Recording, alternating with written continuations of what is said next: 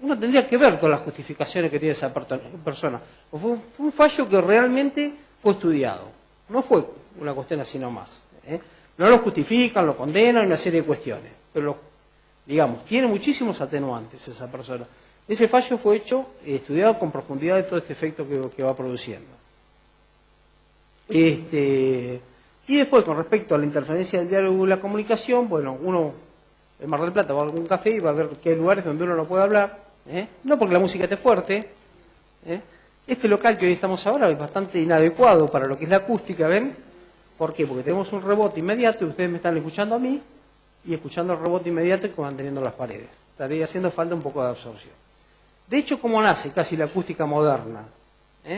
Nace en los Estados Unidos cuando diseñan una universidad, un lugar para sus charlas, no sé cómo lo llamarían, y de pronto, ¿qué pasa? La persona que estaba dando la conferencia, la palabra no se podía entender. Eso después tiene que ver con otro tipo de cuestiones que ya las vamos a nombrar. Hay una cuestión, cuando uno está hablando, con la sonoridad de consonantes y vocales, y cómo se percibe cada una de ellas, ¿no? Y eso tiene que ver con el formato de la sala, con el rebote o hueco que le vuelve a uno y una serie de cuestiones. Entonces hay lugares donde no puede hablar y no se puede entender nada. No es que no se escucha, no se entiende lo que se está hablando, porque se produce una confusión entre la frecuencia de lo que es una vocal, lo que es una consonante y una serie de cuestiones. Porque no es un tema que no escuchemos. El volumen está, me estáis escuchando, no puedo entender la palabra. Entonces le encomienda, esto es en Harvard, siempre en Harvard. Entonces, ¿qué hacen los norteamericanos? Agarran un científico, ¿saben? Y le dicen, tenemos ese problema, solucionelo. Y ahí es donde empieza, digamos, la etapa científica de todo esto, que hace este hombre, empieza a ver estas reflexiones del sonido, totalmente, digamos, uno puede generar directamente una reflexión del sonido, como lo que estamos viendo ahí, para que llegue a tal lugar, para que llegue a tal otro, cuestión distinta a esta, que la reflexión molestaba. Entonces, empiezan a estudiar, en primera instancia, los tiempos de reverberación que se llama. Yo estoy hablando y estoy percibiendo el rebote en aquella pared, en aquella. Tiene que ver con la longitud de onda, con la distancia, bueno, que ese material no es absorbente, bueno. Con la arquitectura moderna, por lo menos lo que se ve, estos estilos minimalistas, de todo esto es locales. Uno por ahí va y lo ve con otra perspectiva, pero verdaderamente uno va a estos locales y ve algunos intentos. Uno toca la mesa de abajo y tiene FONAC. ¿Vieron lo que es el FONAC, el espumado? Y claro, porque qué sé yo, porque no lo pueden poner las paredes, o porque no lo pueden poner determinados, los pisos sumamente rígidos, las paredes con unos rebotes tremendos, no hay ningún tipo de mueble que absorba, nada, absolutamente nada. Entonces todo rebote, y a veces se le suma el formato del local para que, bueno, sea un desastre, verdaderamente. Entonces hay lugares que uno no puede ir a hablar con un amigo directamente.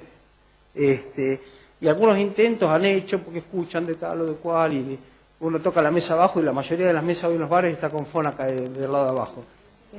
Sirve, pero es una intervención mínima, digamos. El ruido también está rebotando en el piso, bueno, y está rebotando por todos lados. Es lo que intentan, pero bueno, hay otro tipo de soluciones. Algunos lo están haciendo con algunos cielos rasos, y van tratando ahí porque también acá hay una cuestión, digamos, antes nosotros también lo hemos puesto más exquisito en la sociedad en cuanto a la acústica, ¿no? Más que los profesionales a veces, ¿no es cierto? Se vende un edificio y se tiene DVH, y la gente sabe lo que es un DVH, un doble video hermético. Absolutamente, hoy cualquier persona que va a comprar un departamento se fija en ese tipo de cuestiones, que vamos a tener una charla sobre el DVH también. Entonces, la interferencia en el diálogo y la comunicación también es un efecto del ruido sobre las personas. Está bien, uno va a un café que no puede hablar, no va a otro. Bueno, es eso, pero lo distinto es cuando pasa a la oficina de trabajo. Acá tenemos una profesional que algún día será convocada, creo yo, para ver la parte más técnica de todo esto. Y a ella ahora le han solicitado muchas oficinas el tema de tratar la acústica, porque no se puede trabajar en esos lugares, verdaderamente no se puede trabajar. O sea, no hay rendimiento del empleado en ese lugar, es imposible, directamente. Bueno, entonces también la interferencia del diálogo y la comunicación, una cosa durante el esparcimiento y otra cuando es en el ámbito laboral, donde uno tiene que estar 8 o 10 horas. Totalmente distinto. Bueno, la calidad de vida. Bueno, tocamos el tema ahí justamente de la calidad de vida. Aislaciones acústicas y confort acústico. Todo lo que hablamos son generalidades, así, pero la parte importante que a nosotros nos atañe, que la arquitectura, vamos a ver problemáticas que existen. Yo de hecho he traído acá algunas fotos. Como somos pocos vamos a poder pasar el cuaderno, igual las traje acá en el Power, pero vamos a ver problemáticas que son absolutamente solucionables desde el inicio del proyecto y que no, como no hay consideración ninguna con respecto a esto, después los problemas son difíciles de solucionar, absolutamente difíciles y costosos, porque también hay una cuestión de costos, ¿no es cierto? Bien, tocamos el tema del DBH. Bien, fíjense una cosa, ustedes ven un edificio, le venden DBH. Fantástico. Bien, ¿qué es lo que hace el DBH? Que no es óptimo para la acústica, tiene más que ver con la aislación térmica que con la aislación acústica, por lo menos los modelos que acá no sé en Europa si habrá otro tipo de, hay triple vidriado, no sé acá capaz que comercialmente también. Y después vamos a ver cómo trabaja eso. Entonces, ¿qué es lo que pasa? A uno lo aísla absolutamente de lo que es el exterior. Entonces, uno se encuentra aislado del exterior, pero ¿qué es lo que pasa? ¿Cuándo un ruido es molesto? ¿Cuándo es molesto? Un ruido puede ser molesto a cualquier hora del día y con distintos valores. ¿Qué es lo que siempre se establece? El nivel de ruido de fondo. Ahí está el nivel de ruido de fondo. Es ese. Hay un valor propio de que cuando no existe esa máquina que perturba, ese equipo de músicos, ese tipo de cosas que tiene que ver con el horario y el desarrollo habitual de la ciudad, digamos. Entonces uno tiene un nivel. ¿Qué es lo que pasa? Cuando uno introduce otro ruido, ahí está, aparece otro ruido por encima de este. Este es el ruido de la máquina, bueno, de lo que fuera. Bien. Entonces, ¿cuándo decimos que el ruido es molesto? Cuando se establece una diferencia, según la norma que usamos acá, ¿no es cierto? Entre esto y esto, de 8 dBA. Cuando se establece esta diferencia, podemos decir que el ruido es molesto. El concepto de que a tal hora se puede hacer ruido, a tal otra, es totalmente equívoco, ¿no? O sea, no hay ruido, o sea, puede haber ruidos molestos a la mañana, a la tarde, a la noche. La única consideración que nosotros podemos hacer, y que la norma establece, por lo menos para la Municipalidad de General Porredón, es, no, para la norma también, digamos, pasadas las 23 horas, hay países que tienen 22, 23, pero andan todos ahí. De 23 a 6, de 23 a 7, de 22 a 6, bueno. Y ahí andan en ese rango que, digamos, para la comunidad, para la cultura de ese lugar, digamos, el horario que la gente duerme o descansa. Bien, en este horario determinado, ¿qué es lo que pasa? Hay una consideración, que es, este es el nivel de ruido de fondo que está acá, cuando pasan las 23 horas, se empieza a bajar. Si acá había 6, ahora da 8. ¿Qué es lo que pasa? Consideramos que el nivel de ruido de fondo es menor en el horario después de las 23 horas. Este ruido no se movió, lo que fluctuó fue el nivel de ruido de fondo. Por eso hay que prestar atención, especial atención al horario, ¿no es cierto? En cualquier horario se puede dar ruidos molestos. Ahora, se penaliza en forma mayor después de las 23 horas. Es más, se hacen algunas consideraciones en la norma con el tiempo de verano, tiempo de invierno, porque de hecho dice, se deben medir las peores condiciones. ¿Cuáles son las peores condiciones? Uno está en época de verano, y nosotros lo hemos hecho, y se mide a ventana abierta, no se mide a ventana cerrada. ¿Por qué? Porque esa persona, si necesita ventilar su lugar y dormir con la ventana abierta porque le interesa, por lo que fuera, tiene que tener la posibilidad de no tener ruidos molestos. Entonces, fíjense todas las consideraciones que hace la norma. Yo puedo medir un nivel de ruido. Ahora, ese ruido, después de las 23 puede ser molesto y antes de las 23 no. En una época del año puede ser molesto y en otra época no. Por lo tanto, no es un valor fijo. Siempre es una consideración que hay entre el nivel de ruido general, el propio de la ciudad, y el que uno le agrega o le suma ese nivel de ruido de fondo. Cuando hablamos del DBH, yo estoy cansado de ver, se vende doble vidrio hermético. ¿Qué pasa? Hacemos una caja, nos aislamos de todo esto, el sonido no me entra, y así rebota por un lado, rebota por el otro, y tengo un confort acústico fantástico. Lo que pasa es que esto tiene un montón de pisos y un montón de vecinos. Tiene particiones, hay 4 departamentos y hay varios pisos. Entonces, ¿qué es lo que pasa? Ahora se empiezan a generar otro tipo de cuestiones. Este nivel de ruido de fondo, que si yo no tuviera DBH estaría en 45 dB, cuando me ponen el DBH estoy en 35 dB. ¿Qué pasa? todos los ruidos internos se empiezan a potenciar. Entonces, tenemos problemas por todos lados con ese tipo de cuestiones. Cuestiones que antes estaban enmascaradas por nivel de ruido de fondo, hoy han dejado de estarlas. Y se generan problemas entre vecinos, problemas con el que vende departamento, problemas con todo el mundo. Pero ¿qué es lo que pasa? Esto es un tratamiento acústico totalmente parcial y sin tener en consideración un montón de cuestiones. Un montón de cuestiones. Y si a eso le sumamos que las características culturales en general se han modificado y la falta de respeto, esto sé lo que estoy diciendo, de la gente con respecto al prójimo, se ha modificado totalmente. Yo cuando estudiaba vivía en un edificio, a nadie se le ocurría después de las 11 de la noche poner la música a todo lo que daba, pero era inadmisible. Hoy tenemos un tipo que dice, yo toco la guitarra eléctrica y llego a las 11 a casa. Prende un equipo dentro del departamento y se pone a tocar. Bueno, inconcebible, o sea, pasa. Obra de noche. Bueno, todo lo que es comercial es dramático. El shopping trabaja, ¿qué hace? Un arreglo a la noche. Un banco hace un arreglo, empiezan a las 12 de la noche a hacer el arreglo. No se interfieren los horarios comerciales. Entonces, hay una problemática generalizada con todo esto enorme, enorme. Eso también es una cuestión de educación. Porque cuando uno toma contacto con la persona que está después de las 12 de la noche con un martillo rompiendo, es cuestión de sentido común. Alguien va a molestar. Pero bueno, es lo que está pasando y por eso el nivel de conflictividad también que hay en la sociedad con todo este tema de la acústica. Uno, como se han modificado las costumbres, o los hábitos, la educación, no sabrá Dios decir qué es, o la falta de norma, o la falta, del que vemos en general en la sociedad, y después este tipo de cuestiones donde el tratamiento de la acústica no es general, no, se vende un producto, pero después las consecuencias son impresionantes. A mí en una oportunidad tuve una consulta, retomo. El tema del doble vidriado hermético, que es buenísimo, mucho mejor que muchas otras cosas, que no solamente tiene que ver con el doble vidriado, sino que tiene que ver con la calidad de las perfilerías que se usan, con los contactos que tienen, ¿no es cierto? Porque, digamos, uno podría tener un DBH en otro tipo de perfilería, con un solo contacto, alguna cuestión, y el sonido, ¿qué pasa? Cuando no puede entrar por el vidrio, va a buscar su camino, va a entrar por el marco de todo esto. Ahora, siempre recuerden que estoy hablando de un modo medio brutal, no sofisticado de todo esto que tiene algunas cuestiones. Cuando uno tiene un vidrio, el doble vidriado, tiene un vidrio. ¿Qué pasa? Estas distancias son idénticas. Por lo menos así, lo que se vende en el mercado, el doble vidriado es paralelo. Uno podrá decir, lo que sí podemos variar serían los espesores. Los españoles han avanzado algo en esto, por lo menos lo han hecho de forma empírica, pero ¿qué pasaba? Antes se usaban dos vidrios del mismo espesor. Había una cuestión de costos, una cuestión de pesos y una cuestión de cosas.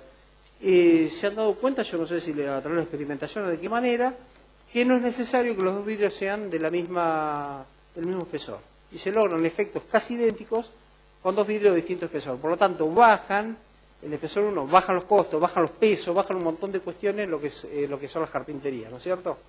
Bien, ahora, ¿qué es lo que pasa? El sonido, vamos a hacer de cuenta que esto es un piso, este es un plano vertical, ¿qué es lo que pasa? El sonido, vamos a tratarlo como si fuera un rayo, que es una forma de tratarlo, ¿qué hace? Viene acá, rebota y va a salir con un ángulo idéntico al ángulo de incidencia, de alguna manera. ¿Qué es lo que pasa? Cuando el sonido entra acá, va a tener una caída de presión sonora propia de pasar por la masa de un vidrio, ¿sí? Va a seguir, va a tener otra caída en este vidrio y vamos a ver qué pasa del otro lado. Así estaría trabajando un vidrio paralelo. ¿Qué es lo que pasa? Esto que les estoy diciendo se ha podido comprobar, no es que lo estoy diciendo porque sí. Acá en Mar del Plata. ¿Qué es lo que pasa? Por supuesto que se hace en forma artesanal, no sé qué posibilidad de hacerlo en forma de otras características. Lo que se ha hecho acá en Mar del Plata en algunas oportunidades, uno tiene un paramento, tiene un vidrio, entonces, el segundo, a veces no, lo que pasa es que hay que tener las perfilerías y habrá que tener, no sé de qué manera lograrlo, esto se ha hecho con marcos de madera, en forma más artesanal y todo eso. ¿Qué es lo que se ha hecho? Que es más fácil de hacer, se ha introducido una inclinación en el segundo vidrio. ¿Está? Ahí está 3. En algunos locales ahí está 3 vidrios. ¿Qué es lo que pasa? Debería ser el primero cuando lo puse al revés.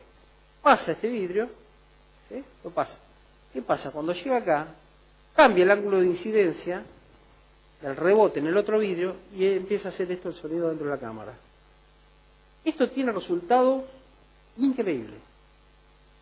Una cosa simple. Esto lo hemos podido comprobar. Y hay quien se animó, ya viendo los buenos resultados de esto, y dice, para usar más volumen, ¿qué hago? Pongo otro vidrio en otra pendiente. Esto habría que verificarlo más científicamente, ¿no? Pero bueno, esto, hay locales que ustedes pasan, están una banda tocando adentro y no van a escuchar, pero nada, no van a escuchar absolutamente nada. Es esto. 3 vidrios inclinados, van cambiando las pendientes y lo que pasa que empieza a generar este tipo de cuestiones. Entonces, cuando estamos hablando de acústica, habría que ver con gente que haga esto, qué posibilidad de hacerlo allá, y en España no, Gabriela. Tampoco, ¿no? Bueno, es un tema. Entonces tiene más que ver con el confort térmico que con el confort acústico. Esto. No quiere decir que no baje, por supuesto que está muy bueno este tipo de cuestiones. Pero también es mejorable y para otro tipo de situaciones, si uno las puede generar, habría que generar esto. Acá hay en todos lados, digamos. Fíjense que lo que tiene el sonido es tan elemental. Si uno usa la física más elemental, no tiene necesidad de ser demasiado sofisticado, excepto que el proyecto valga la pena. Si uno va a hacer un teatro, por supuesto, generaremos el sonido, pondremos todos estos micrófonos como se desarrollan ahora, sabremos la presión sonora en cada punto, que de hecho, uno sobre un plano de CAD, hay programas que uno los puede bajar por internet, y hacer una simulación de sonido, saber la presión sonora en cada lugar, hacer el gráfico de colores, bueno, saber la frecuencia, sí. Sí. ¿Se supone que la cámara interna es hermética? No. La de acá no está en el vacío, No es un doble vidriado. Se llama hermético, ¿sabe por qué? Por la hermeticidad del cierre, Hay simple doble contacto. No es doble vidriado hermético en el sentido de que acá hay un vacío, no, en absoluto. Si hubiera un vacío, absolutamente. Y sería impasable. Claro. Si hubiera agua, sería impasable. Ahora vamos a ver, por eso vamos a hablar un poquito de materiales y de conceptos. Digamos, hay materiales ultra sofisticados que sirven para lo que es acondicionamiento o aislación acústica, que son conceptos totalmente distintos, que no tienen absolutamente nada que ver. Digamos. Se propaga a través del agua, pero lo que pasa es que el agua tiene una característica. Tiene masa, y a la vez no es rígida. Ahora vamos a ver todas esas cuestiones de los materiales, como la arena. Acá en Mar del Plata se han hecho, yo no estaba en contacto con la gente que la ha hecho y a mí me genera algunas dudas. Digamos, uno se transmite del aire se transmite a través del aire y tiene una velocidad del sonido, ¿no? Vamos a poner valores numéricos porque estamos hablando de todos los conceptos justamente de estas cuestiones. Ahora, si yo pego acá, o si le pego un riel con un martillo acá, lo escucho a 4 kilómetros. Y estos son otros problemas de acústica de los edificios.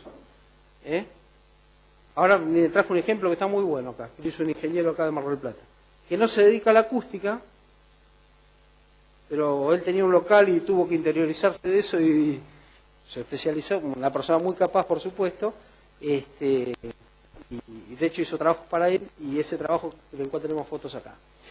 Con respecto a los materiales, es fundamental entender el material de qué manera trabaja. ¿Por qué? ¿Por qué? Primero, comercialmente se venden materiales que no son aptos para la acústica y se venden para hacer acústica, que verdaderamente sirven poco y nada. Tienen alguna incidencia, pero diríamos que casi ninguna, es gastar plata de gusto. Entonces hay que estar muy atento cuando uno le vende un material. Y otra condición fundamental en esto, en lo que es la acústica, es, yo tengo un material que el laboratorio da determinadas características, ¿no? Entonces la gente, ¿qué piensa? Yo uso este material, ¿no? Y voy a obtener determinados resultados con este material. Pero la parte constructiva es tanto más importante que el material en sí. O sea, ese material mal aplicado, hay cuestiones tontas de diseño, que ahora vamos a tener la oportunidad de charlar de eso, que es la parte más interesante de esto, que hacen que sea inservible lo que uno está poniendo. Pero absolutamente inservible. Tiene que ver más con la construcción propiamente dicho, con el detalle que con el material que uno está usando, porque de hecho cualquier material puede servir para acústica. De hecho vamos a hablar de uno, la arena, ¿no? Acá hubo quien hizo un laboratorio, ¿cómo se llama? Un instituto de música. ¿Qué hizo? Hizo una pared. ¿Qué hizo? Fue rellenando de arena en el medio, fue llenando todo de arena y a la vez que construía otra pared del otro lado. Importantísimo. ¿Por qué? ¿Cómo trabaja el sonido? Es como tirar una piedra contra una pared. Uno tira una piedra, es energía pura. Parece mentira, va por el aire, pero es energía. Pega contra la pared. ¿Qué pasa? Algunas frecuencias rebotan. Por eso estas paredes de 30 que usaban antes, muy efectivas para determinada frecuencia, ¿no es cierto? Hay otras que la hacen vibrar y va siguiendo. Es fundamental. Es como empujar un auto o empujar un camión. Cuando más masa tiene, más difícil es de moverlo esa cosa. El sonido que hace, mueve la pared, aunque uno lo quiera creer. La onda pega y pasa por acá. Esa es la realidad del sonido. Nos cuesta verlo, pero es eso, es energía pura. Por eso el concepto es lo más importante de todo esto. Entonces, cuando esto tiene una masa que es difícil de mover, no pasa nada para el otro lado. Cuando más masa hay, más difícil que pase. Pueden pasar algunas frecuencias más agudas. Generalmente las graves rebotan. Y por eso que vemos estos tipos de sándwich, donde un material cumple una función, otro cumple otro y otro cumple otro. Cada uno se va usando para determinada frecuencia de lo que es el sonido. Ahora, esto que se ha rellenado de arena, esta experiencia empezó con las puertas de un local, que eran de chapa. Ahí está el punto, de eso vamos a hablar. ¿Por qué? ¿Qué es lo que pasa? Los materiales también se vencen, tienen un tiempo, son afectados por la humedad, no son afectados por la humedad, hay una serie de cuestiones. Esto empezó con las puertas de chapa, yo me acuerdo de un comercio. Dice, estábamos hablando así de estas cuestiones de la física. Cuando uno ve a estas personas que sacan bollos de objetos por ahí de arte, que son interesantes, de hierro, de metal, ¿qué es lo que hace? Un día vi uno y digo, mirá cómo es esto, yo nunca me lo hubiera imaginado. El tipo tenía un cajoncito lleno de arena, un martillito, puso una fuente que estaba ahí, por supuesto que sabía lo que hacía, ¿viste? Y pegaba contra el coso, ¿viste? ¿Qué hace uno? Le pega y pasa para el otro lado. La arena es un gran disipador de la energía, ¿me entendés? Entonces el tipo iba dando tac, tac, tac, tac, tac, y uno lo miraba y la bandeja no tenía más un bollo, ¿viste? Claro, la arena trabajaba como un gran disipador de todo esto. Entonces, ¿pero qué es lo que pasa con la arena acá en este caso? La arena, con la humedad, va modificando permanentemente las características. Si vas a uno le trae un bolsón mojado, se secó y le quedó la mitad del bolsón de arena. Porque pasan 3 meses sin llover, vos vas a la obra y te traen el bolsón de arena mojado, ¿viste cómo es? Lo dejás secar y te queda la mitad del bolsón, porque es la realidad. Entonces, en una puerta, no sé, esto se ha hecho. Ahora, si esto está afectado por la humedad, esto puede pasar, que esto que está hasta acá de arena, pierde humedad y baja hasta acá. Puede ocurrir tranquilamente, porque es la reacción natural de la arena con la humedad. Puede ser que se humedezca y vuelva a ser para allá. No sé.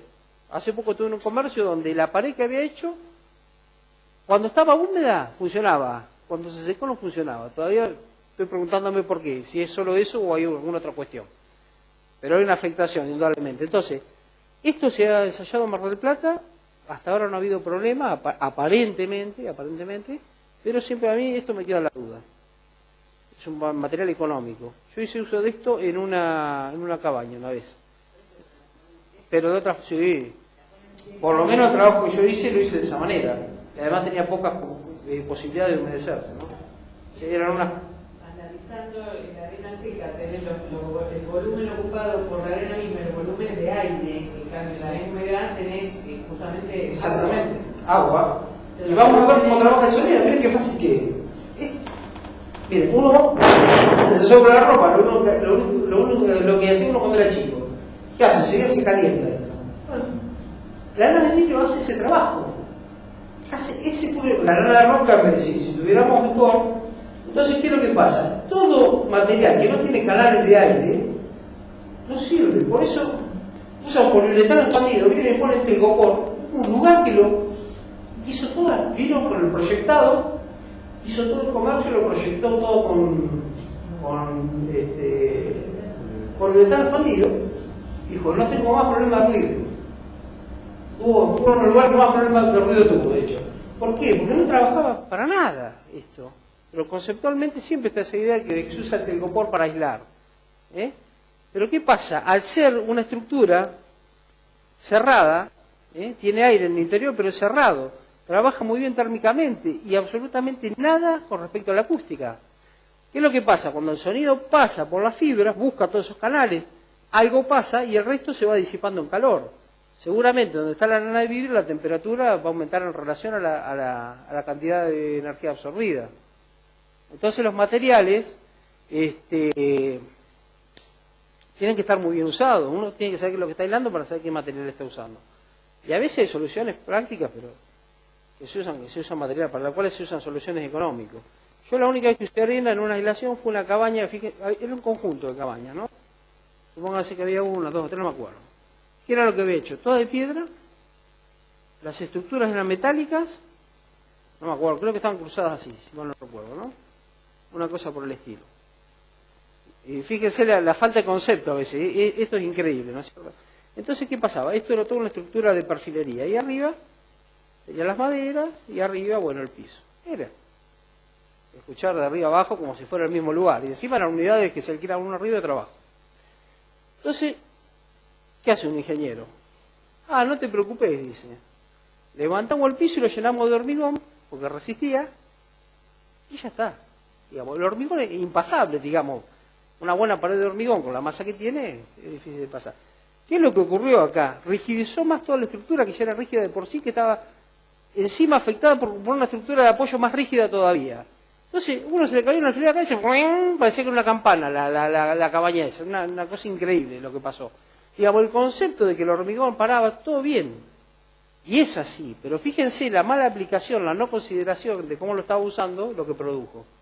Entonces, son cuestiones de física elemental, uno necesita ser un experto en acústica, sí necesita el concepto de cómo